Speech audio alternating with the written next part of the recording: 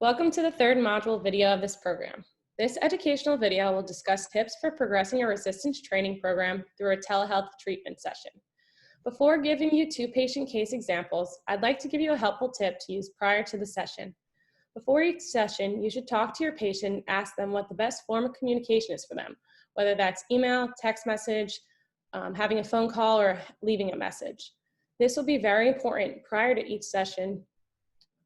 24 hours prior to each session, you should contact your patient with what materials are needed so they are prepared and not searching throughout the house or wasting any precious time. You can also give the patient an idea of what type of space they'll need.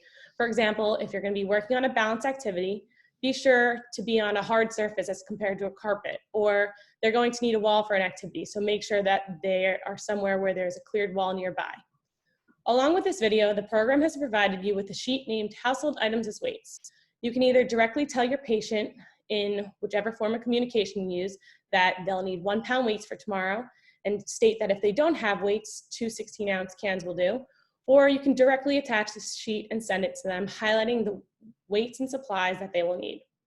Now that we've discussed the importance of communication with the patient, we can get into two patient case examples of progressing a resistance training program. The first patient case example is a patient with COPD. Let's say last session they were only able to be seated and do diaphragmatic breathing while moving their arms above their head and bringing their arms down while inhaling and exhaling. Now they are ready to progress this exercise. My patient will now show you how we're going to progress this exercise. So you already sent them an email and included that they need 2 1-pound weights and a chair for tomorrow's session. They already have this set up. The next way you can progress this exercise is by adding these weights while still performing the same technique.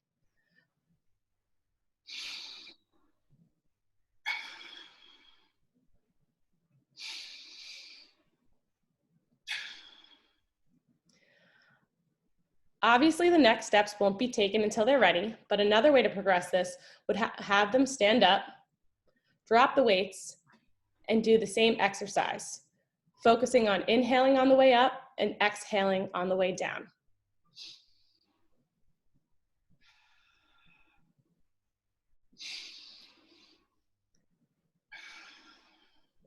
And this can quickly be progressed by picking up those weights and focusing on the same technique.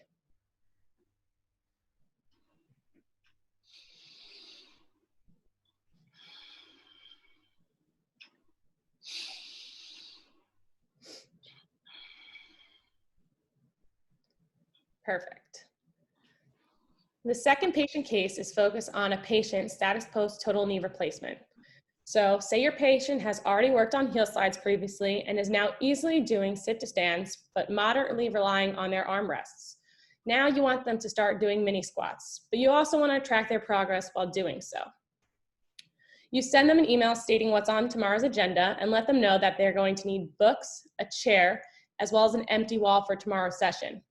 You want them now to place a few books on the chair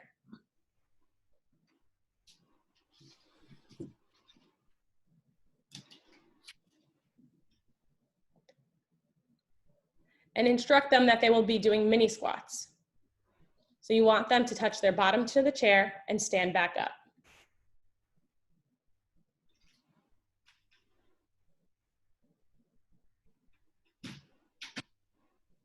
This is a great exercise to use in order to keep track of how deep someone is able to squat when you aren't with them. You can record how many books they're able to touch their bottom to. If the exercise is now too easy with 2 books, you can progress that to 1 and move so forth.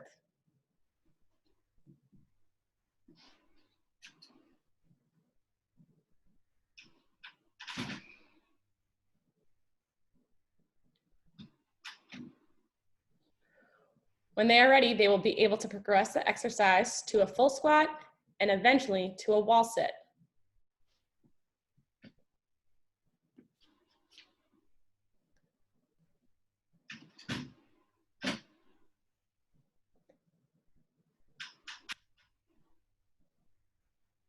One thing that's really important to note with any patient population that you're working with is constantly asking the patient their RPE. So prior to any session, if you have not already talked to your patient about it, let them know that you want them to be able to express to you how they're feeling. So on a scale of 1 to 10, 10 being a maximal effort and 1 being a very light effort. Another helpful trick while performing resistance training or gait training or any type of treatment session is to watch the patient's facial expressions while performing any exercise.